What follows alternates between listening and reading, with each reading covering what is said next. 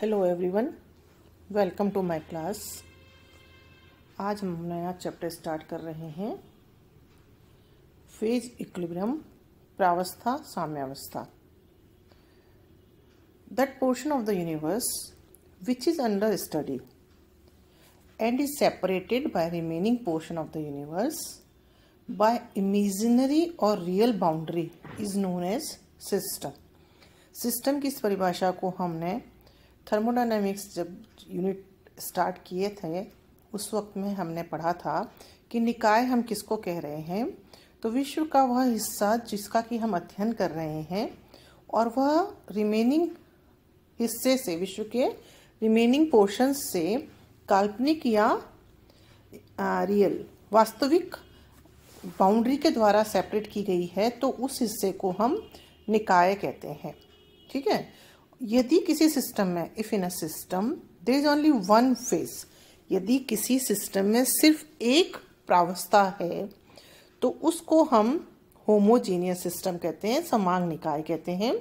और यदि किसी निकाय में, यदि किसी सिस्टम में एक से ज़्यादा प्रावस्थाएं हैं, more than one phase, then that system is known as heterogeneous system, विषमांग निकाय कहते हैं। ओके। तो जब किसी भी विषमांग निकाय की सभी प्रावस्थाएं साम्यावस्था में होती हैं तो हम कह सकते हैं कि सिस्टम हिट्रोजीनियस इक्विलिब्रियम में है। When all the phases of a heterogeneous system are in equilibrium, then we can say that the system is in heterogeneous equilibrium में है, सारी प्रावस्थाएं साम्यावस्था में है। Now to understand this heterogeneous equilibrium, Gibbs ने एक प्रावस्था नियम दिया जिसको कि हम गिब्स फेज रूल कह रहे हैं, जो कि इस विषमांग साम्यावस्था को समझाता है। और ये गिब्स फेज रूल है F plus P is equal to C plus two, ये जो आपके सामने दिखाई दे रहा है, F plus P is equal to C plus two. और यहाँ पर F क्या है? डिग्री ऑफ फ्रीडम, जिसको हम कह रहे हैं स्वतंत्रता की कोटि। P क्या है? नंबर ऑफ फेजेस, प्रावस्थाओं की संख्या। और C है नंबर ऑफ कंपोनेंट्स, घटकों की संख्या। तो ये क्या है? हमारा गिब्स फेज रूल है। Derivation of this Gibbs phase rule is not your syllabus, आपके सिलेबस में यह नहीं है, इसलिए हम उसका डेरिवेशन नहीं पढ़ रहे हैं। Directly what is the Gibbs phase rule, उसी को हम पढ़ रहे हैं। तो this is F is equal to C minus P plus two, that is F plus P is equal to C plus two, जो आपके सामने दिखाई दे रहा है। Okay, this is our Gibbs phase rule, जो कि हिट्रोजीनियस इक्विलिब्रियम को समझाता है। Now what is a phase? प्रावस्था क्या होती है? That portion of the system which is homogeneous, physically clear, physically we can identify, have one surface boundary and can be separated by the remaining system by mechanical methods is known as phase। उसको हम प्रावस्था कहते हैं। क्या कहते हैं? System का, किसी भी सिस्टम का वह हिस्सा जो कि समांग है, एक समान है, जिसको हम भौतिक रूप से देख सकते हैं, अलग कर सकते हैं मैकेनिकल मेथड्स के द्वारा, यांत्रिक विधियों के द्वारा, दूसरे किसी सिस्टम के दूसरे हिस्से से उसको हम अलग कर सकते हैं। और इसकी अपनी एक बाउंड्री होती है, तो उसको हम प्रावस्था कहते हैं। सिस्टम के उस हिस्से को हम प्रावस्था कहते हैं। This phase can be gaseous, solid and liquid. ये प्रावस्था तीन तरह की होती है, गैस, सॉलिड ठोस, लिक्विड द्रव। ठीक है। आप देखिए एग्जाम्पल के द्वारा, सामने आपके सामने एग्जाम्पल दिया गया है, H2 plus Cl2 giving 2HCl। ये क्या है? H2 गैस रूप में, Cl2 गैस रूप में और HCl आपका गैस रूप में। All are in gaseous state and gases are miscible. Gases जो होती हैं वो एक दूसरे में मिजिबल होती हैं, घुलनशील होती हैं। सो दीज फॉर्म, घुलनशील है तीनों के तीनों गैसेज, तीन दिखाई दे रही है आपके सामने, तीनों गैसेज एक दूसरे में घुलनशील है। तो ये क्या बना रहा है हमारा? These form a homogeneous mixture and have one phase. Homogeneous mixture बनाता है। और फिर क्या हो गया? जब इसने होमोजीनियस समांग मिश्रण बना दिया तो इसके पास क्या होगी? एक ही प्रावस्था है इसके अंदर। आप इसको आंखों से देख के अलग नहीं कर सकते कि कोई चीज आपको अलग अलग दिखाई दे रही है, एक साथ दिखाई दे रही है। It means this has a one phase, और this is a one phase system. तो प्रावस्था किसे कह रहे हैं हम? निकाय का वह हिस्सा जो कि समांग है, भौतिक रूप से क्लियर है, दिखाई दे रहा है, भौतिक रूप से आप उसको अलग भी कर पा रहे हैं यांत्रिक विधियों से, तो उसको हम प्रावस्था कहते हैं, फेज कहते हैं। सेकेंड एग्जाम्पल आप देखें, NH4Cl giving NH3 plus HCl, NH4Cl solid, NH3 gas, HCl gas. तो क्या हुआ, एक सॉलिड है, ये दो गैसें हैं, और दोनों गैस जैसा कि हमने बताया कि गैसेस मिजिबल होती हैं, घुलनशील होती हैं एक दूसरे में। तो क्या हो गया, इसमें दो प्रावस्थाएं हो गई, एक ठोस और एक गैस।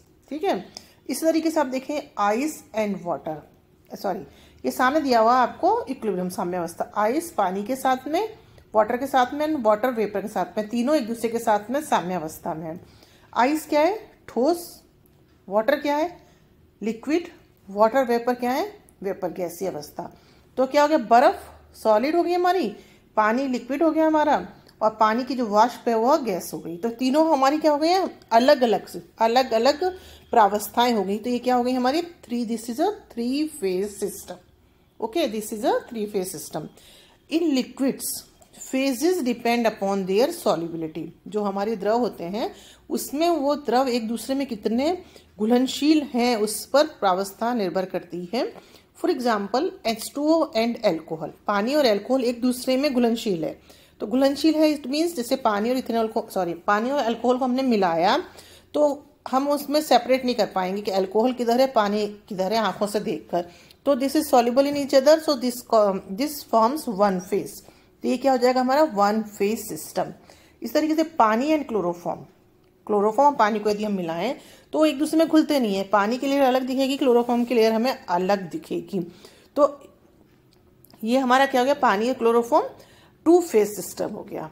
तो if any solute is completely soluble in the solvent then that is homogeneous mixture and one phase system. कोई भी विलेय यदि विलायक में पूर्ण रूप से घुलनशील है तो वह समांग मिश्रण बनाता है, और इसको हम और एक ही प्रावस्था सिस्टम कहलाता है, एक ही प्रावस्था निकाय कहलाता है। आपके एग्जाम्पल में देखेंगे किसी पानी में यदि हम नमक को घोलेंगे, पानी में यदि हम चीनी को घोलेंगे तो क्या होगा, वो उसमें घुल जाएगी, चीनी उसमें घुल जाएगी। घुलने के बाद में आप उसको सॉलिड और लिक्विड को अलग अलग नहीं कर सकते। तो क्या हो गया, वो solution of sugar in water is one phase system, एक प्रावस्था निकाय हो गया आपका। ठीक है, नाउ कंपोनेंट घटक, minimum number of independently variable constituents by which composition of each phase can be defined by single chemical reaction। एक केमिकल रिएक्शन के अंदर यदि प्रत्येक प्रावस्था के कंपोजिशन को हम समझाना चाह रहे हैं और उसमें क्या होगा, minimum number of variable constituents, जितने मिनिमम नंबर चाहिए वो उसके उस अभिक्रिया के लिए उसके घटक कहलाते हैं। इसको एक अलग तरीके से कहें तो सिस्टम में जो इसमें हम ये कहना चाह रहे हैं कि सिस्टम में उपस्थित कॉन्स्टिट्यूएंट से नहीं है, इसका मतलब किससे मतलब है, रासायनिक अवयवों की वह कम से कम संख्या जो कि सभी प्रावस्थाओं के संगठन को परिभाषित कर सकता है। जो रासायनिक कॉन्स्टिट्यूएंट्स हैं उनकी कम से कम संख्या, मतलब ऐसा नहीं कि हम इसको दो कॉन्स्टिट्यूएंट के द्वारा भी समझा सकते हैं और एक के द्वारा भी समझा सकते हैं। तो किसको हम लेंगे, एक को, कम से कम minimum number of chemical constituents जिसके द्वारा सभी प्रावस्थाओं के कंपोजिशन को हम परिभाषित कर सकें, वह उस का क्या कहलाता है, उसके उस इक्वेशन का उस साम्यावस्था के दौरान उपस्थित सभी अवयवों का के घटक कहलाते हैं। जैसे एग्जाम्पल देखें आपको इसको समझ में आ जाएगा कि ये आइस, वाटर वेपर का जो हमने साम्यावस्था का एग्जाम्पल लिया था ऊपर, वो आप देखें इसमें क्या, ये है बर्फ, ये है पानी और ये है पानी की वाष्प। ओके, बर्फ है, पानी है और पानी की वाष्प। अब तीनों को हम एक ही रासायनिक अवयव के द्वारा रिप्रेजेंट कर सकते हैं, दैट इज H2O। H2O के द्वारा हम ठोस मीन्स बर्फ को रिप्रेजेंट कर सकते हैं, H2O द्वारा हम लिक्विड वाटर को रिप्रेजेंट कर सकते हैं और H2O के द्वारा ही हम वाटर वेपर को भी रिप्रेजेंट कर सकते हैं। तो इसका क्या घटक कितना हो गया, इसकी प्रावस्था तो होगी 3, सॉलिड, लिक्विड, वेपर। परंतु तीनों ही प्रावस्थाओं को हम सिर्फ एक केमिकल कंपोनेंट के द्वारा रिप्रेजेंट कर सकते हैं, दैट इज H2O। तो ये हो गया one component three phase system. ये क्या हो गया हमारा? One component and three phase system. एक और एग्जांपल आपके द्वारा मैं समझाना चाहूंगी आपको। देखिए कि यदि हम किसी बंद पात्र में NH4Cl को गर्म करते हैं तो उसमें ये साम्य हमें प्राप्त हो रहा है, NH4Cl सॉलिड, NH4Cl गैस, और फिर NH4Cl गैस से क्या बन रहा है? NH3 plus HCl। यदि हम NH4Cl सॉलिड को गर्म कर रहे हैं तो कितनी प्रावस्थाएं हो गई इसमें? गैस तो हमने कहा कि मिजिबल है एक दूसरे में, तो तीनों गैस मिजिबल है, तो एक प्रावस्था गैस हो गई और एक प्रावस्था सॉलिड हो गई। तो फेजेस हो गए इसमें अंदर दो, परंतु हम प्रत्येक फेज को, सॉलिड को हम NH4Cl से रिप्रेजेंट कर सकते हैं, गैस को हम इसको NH4Cl से, इनको भी हम NH, क्योंकि यही जब इसको गर्म कर रहे हैं तो इन टुकड़ों में ये टूट रहा है, तो ये क्या हो गया? हम NH4Cl, तो ये क्या हो गया हमारा? एक ही कंपोनेंट, दैट इज NH4Cl। तो this system is two phase system and one component system. तो minimum number of chemical constituents जिसके द्वारा हम इस सिस्टम की प्रत्येक प्रावस्था को हम परिभाषित कर सकें, वह उसका कंपोनेंट कहलाते हैं। ठीक है, अब इससे आगे अगला हम पढ़ रहे हैं डिग्री ऑफ फ्रीडम, स्वतंत्रता की कोटि। स्वतंत्र रूप से परिवर्तनशील कारकों जैसे temperature, pressure and concentration etcetera की वह कम से कम संख्या जिसको स्वेच्छा से स्थिर रखने पर सिस्टम की साम्यावस्था को हम पूर्ण रूप से परिभाषित कर सकें, वह उस सिस्टम की डिग्री ऑफ फ्रीडम कहलाएगी। जो भी ये हमारे वेरिएबल्स हैं जो कि परिवर्तनशील हैं, that is temperature, pressure, concentration etcetera, तो इसकी वह minimum number, that is minimum number से मतलब मेरा ये है, जैसा कि कंपोनेंट में भी बताया कि टेम्परेचर और प्रेशर दो को कांस्टेंट रखने से हम उसको समझा पा रहे हैं, और उसको टेम्परेचर को ही खाली एक को कांस्टेंट रखने से भी हम उसको समझा पा रहे हैं। तो हमें क्या करना होगा? एक। तो मिनिमम हमें क्या इसमें अडॉप्ट करना है? वन, मतलब एक से भी, एक को कांस्टेंट करके भी समझा पा रहे हैं, दो को कांस्टेंट करके भी समझा पा रहे हैं, और तीन को कांस्टेंट करके भी समझा पा रहे हैं वेरिएबल्स को। तो हमें क्या अडॉप्ट करना है? Minimum number of variables. तो कम वेरिएबल्स की कम से कम संख्या जिसको कि हम अपनी इच्छा से स्थिर रखें और उस सिस्टम की पूरी साम्यावस्था को हम आसानी से समझा सकें, परिभाषित कर सकें, तो वह उस सिस्टम की डिग्री ऑफ फ्रीडम कहलाएगी, वह उस सिस्टम की स्वतंत्रता की कोटि कहलाएगी।